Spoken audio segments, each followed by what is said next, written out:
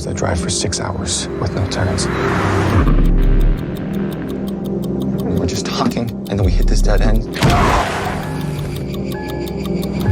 It just feels like designed. Maybe we crashed. Keep doing what you were doing when you died. I did not kill us. Stop fucking yelling! You know what I'm thinking? I was this fucking close to downloading Subway Surfers before we turned onto this stupid fucking road.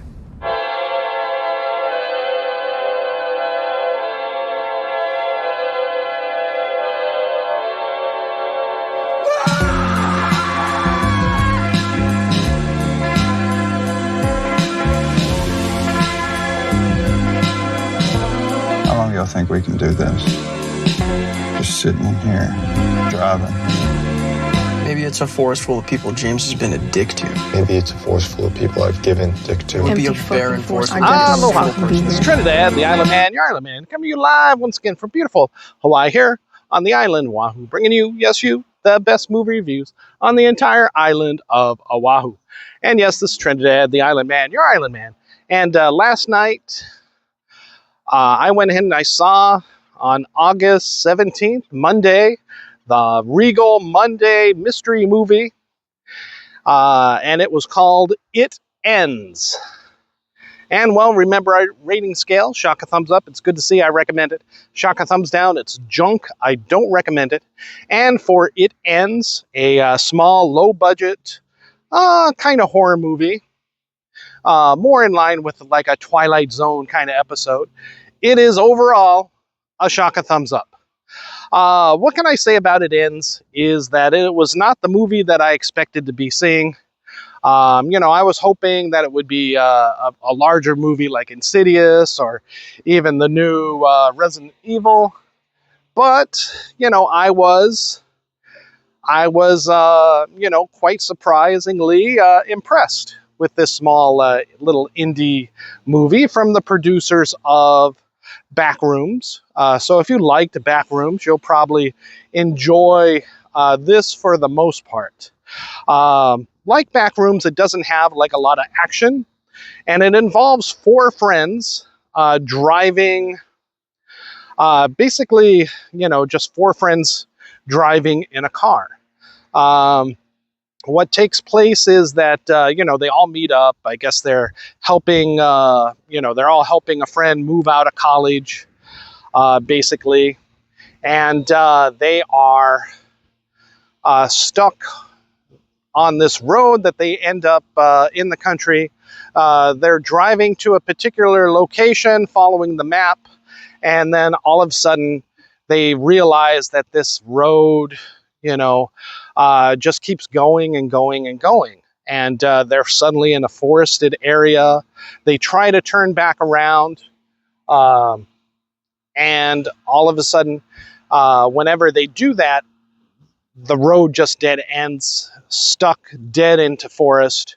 And so the only way they can go is forward.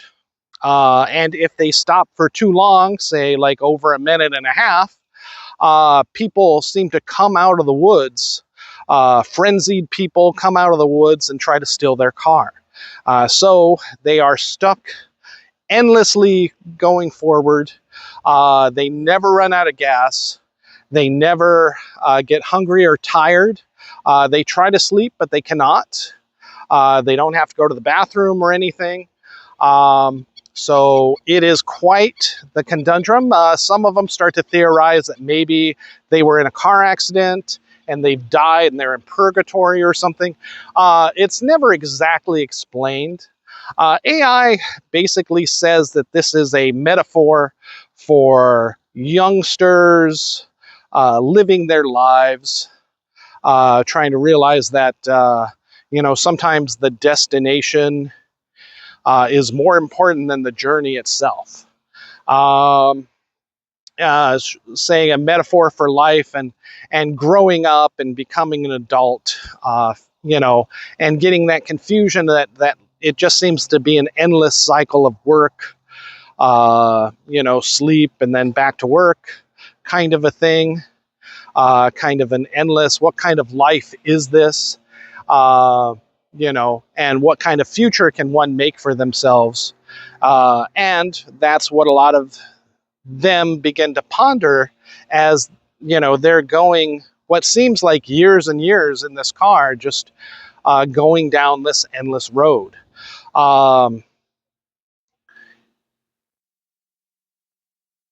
So basically, they begin to, it's like, well, what's the point of, is this really living, just staying in this car and just keeping going? And, a lot of them decide to just give up and get out of the car and wait by the side of the road for who knows what, maybe their demise, maybe, be overtaken by these people that come out of the woods.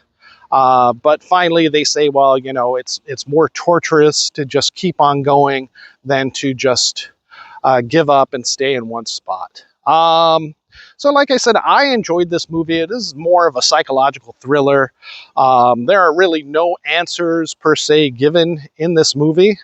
And it comes down to just one person. Like I said, 4 friends start out. You get to about 56,000 miles of journey, and one of them decides to leave the car and just give up. And then the other 2 out of the 3 give up around a mile 856 or some thousand, 856,000 miles. So not sure how many years that is. Every once in a while, they will come across a car pulled over to the side of the road. One of them, the odometer had said that it was like 1 million miles. So, how many years that guy was driving on this road to get to 1 million miles on his odometer, and then he just gave up. Finally, these 2 other companions give up around the 850,000 mile mark. But the one lone guy continues to go for well over 2 million more miles. And finally, he hits the end. And just like the movie says, it ends. He hits the end of the road. It comes to a dead end. And finally, he has to realize that that there are no answers at the end of the road, essentially. And he has to come to realize that, his quest to find answers at the end of the road have come to naught. And he realizes he misses his friends, and he turns back around going the other way, which all of a sudden, since he hit the end, he's able to do without coming to a dead end in the other direction. It's unclear if he ever gets home, if he ever finds his friends again. He picks up another passenger at the end of the movie. Someone, one of these people from the woods. And, once they're in the car, they don't seem so frenzied.